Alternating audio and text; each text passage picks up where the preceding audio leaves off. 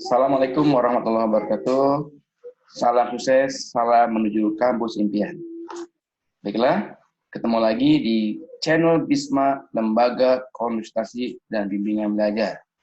Kali ini saya akan membahas soal-soal UTBK yang berkaitan dengan pengetahuan kuantitatif dengan tips dan trik untuk bisa menjawab soal dengan cepat dan benar.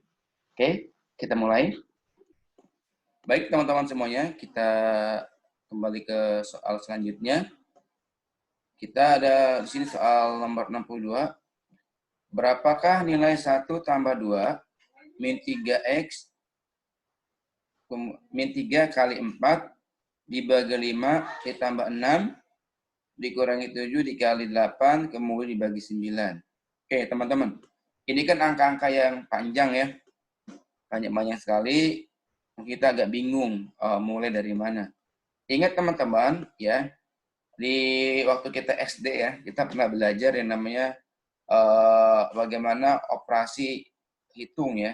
Operasi hitung dalam matematika, ada asosiatif dan sebagainya ya. Jadi mana dulu yang perlu dikerjakan dan gitu. Jadi konsep dasar dari soal ini adalah kita ingin mengelompokkan dulu ya, mengelompok angka-angka ini, mana yang penjumlahan dan pengurangan, mana pengalihan dan pembagian ya.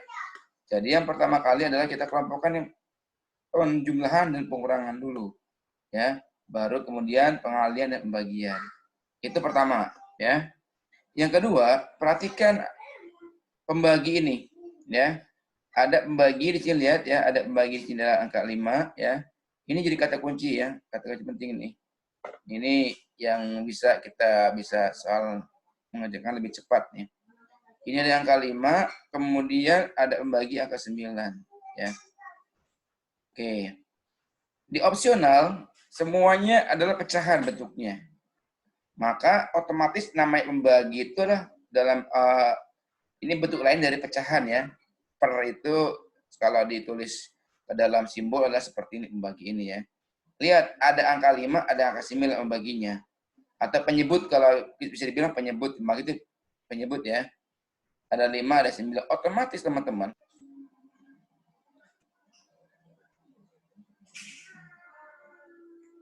Angka 5 dan 9 ini menunjukkan bahwa jawabannya adalah pasti adalah angka 45 ya.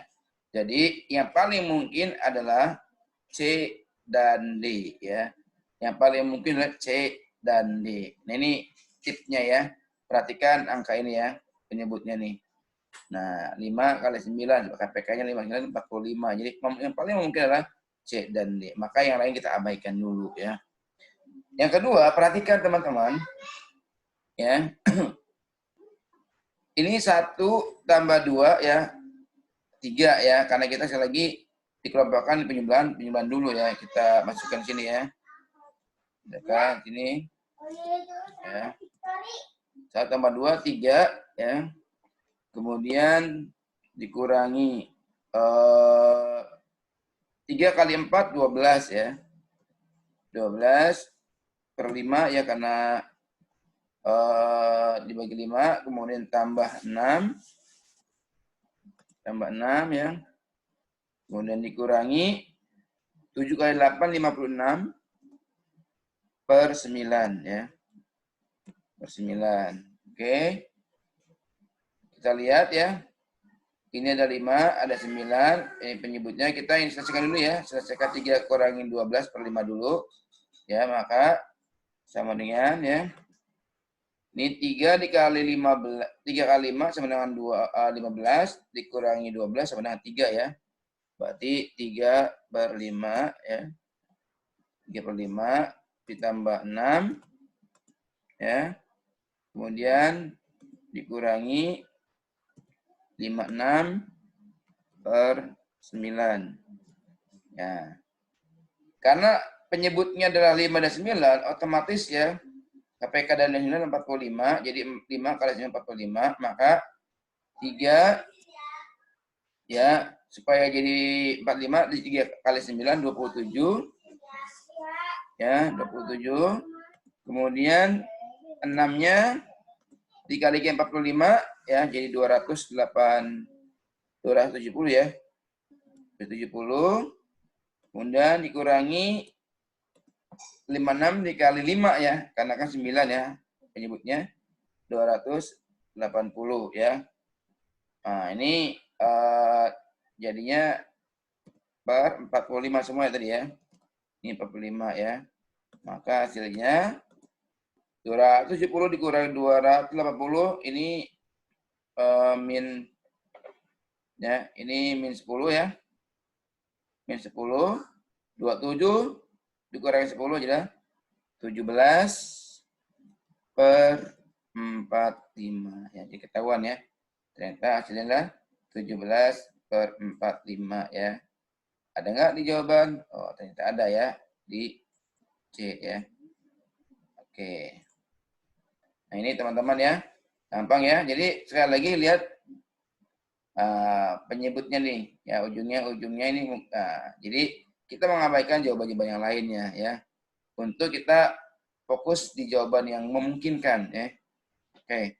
Itu 62, kita lanjut 63. Berikut ini adalah ukuran sisi dari 4 buah segitiga. 1, 2, 3, 4. Ini gampang saja teman-teman. Ini menunjukkan sisi Pitagoras. Ini karena di sini ada keterangan ya, ada ukuran sisi segitiga siku-siku yang memungkinkan. Yang memungkinkan itu teman-teman ya. 3, 4, 5 udah memungkinkan ya. 3 kuadrat, 4 kuadrat, 5 kuadrat. Itu ukuran segitiga ya. 7, 24, 15. 5, 12, 13. Yang paling tidak mungkin adalah 7, 8, 9. Nggak ada itu. Ya, ini tanpa dihitung kita bisa melihat jawabannya ya. Jadi ini yang tidak mungkin ya. Jadi nomor ini yang ini tidak mungkin ya. Yang tidak mungkin nih. Ya. Ya, ini tidak mungkin ya. 7, 8, 9 nggak mungkin ya. Maka sudah ketahuan jawabannya ya. Jadi 1, 2, dan 3 saja yang benar ya. Nah, ini A jawabannya. Oke ya. Oke. Kita lanjut ke nomor 64. Perhatikan gambar berikut. Ini ada segitiga ABC, kemudian dipotong oleh garis DB ya, atau BD ya. Dengan sudut P-nya 55, kemudian sudut Q-nya adalah 48, panjang AD sama dengan panjang BD. Ini menarik teman-teman semuanya. Ini ada kata kunci menarik di sini. Ini kata kuncinya nih. Panjang AD adalah panjang BD sama dengan panjang BD ya. Jadi panjang AD sama dengan panjang BD ya. Ini kata kuncinya. Sini ya.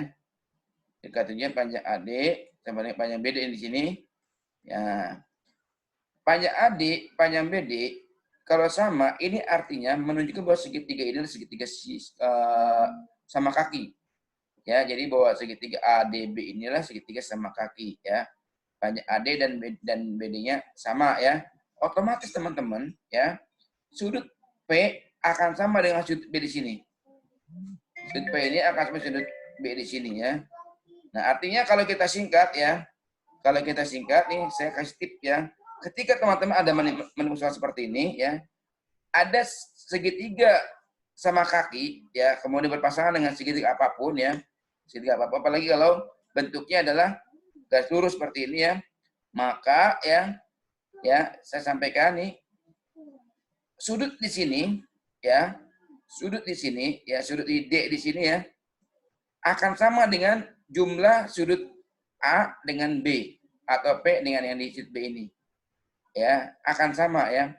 Jadi kalau ini 55, karena ini sama sudutnya 55 juga, maka 55 tambah 55 ya. Jadi 55 ya, karena sama ya, tambah 55 ya. Sama dengan 110.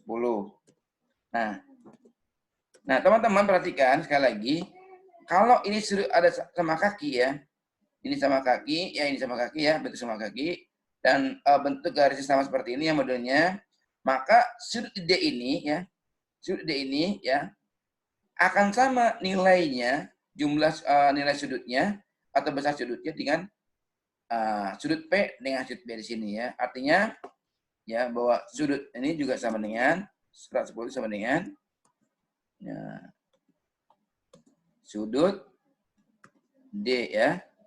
Nah ini ya. Sudut di sini ya. Nah, oke, sekarang bagaimana mencari X-nya? Kita tinggal sudut I sudah ada 48, sudut D sudah ada 110 ya. Tinggal 110 ditambah 48 ya. Sama dengan 158. Nah, karena sudut segitiga totalnya ada 180 ya, maka ya 180 dikurangi 158, nah sama dengan 22. Oke ya. Jadi besar sudut di X ini adalah 22. Oke, kita lihat ada nggak? Oh, ada ternyata ya. Ini jawabannya adalah 22. Oke ya. Gampang sekali kan ya teman-teman ya. Nah, ini ya. Perhatikan sekali lagi bentuk sudutnya ya, bentuk segitiganya ya. Oke. Oke, kita lanjutkan lagi teman-teman ya. Soal selanjutnya. Nah, soal nomor 65 ya. Ada segitiga besar, kemudian diarsir, kemudian di tengahnya ada dua segitiga kecil ya. Yang kemudian diarsir, nah ini yang diminta luas arsirannya. Jari-jari yang segitiga segitiga lingkaran ya. Lingkaran besar ya. Kemudian di dalamnya ada lingkaran kecil, ada dua lingkaran kecil ya. Kemudian diminta luas lingkaran yang besar yang diarsir ya. Maka kita lihat ya teman-teman. Jari-jari lingkaran kecil ini ya. Jari-jari lingkaran kecil ini ya. Untuk kita dapat jari-jari lingkaran besar, maka dikalikan 2 ya, atau sama dengan diameter lingkaran kecil ya. Maka jari-jari lingkaran besar ini adalah 4 ya, karena dikalikan 2 ya. Nah, kita lihat ya. Nah, ini luas lingkaran besar ya. Lingkaran besar tinggal dikurangi, karena ada lingkaran kecil dalam ini, tinggal dikali 2 kali lingkaran kecil ya. Oke. Luas lingkaran besar. Nah, ini V ya. Kita V. Oke. Kita situ V. VR ya, R-nya kan adalah 4 tadi ya, jari-jari lingkaran besarnya itu, karena 2 kalinya jari-jari lingkaran kecil ya. Jadi 4 dikuadratkan ya. 4 kuadrat ya. Kemudian dikurangi 2 ya. Luas lingkaran kecil. Nah, ini V ya. Oke. Sini ada lingkaran kecilnya adalah 2 ya. 2 dikuadratkan juga ya.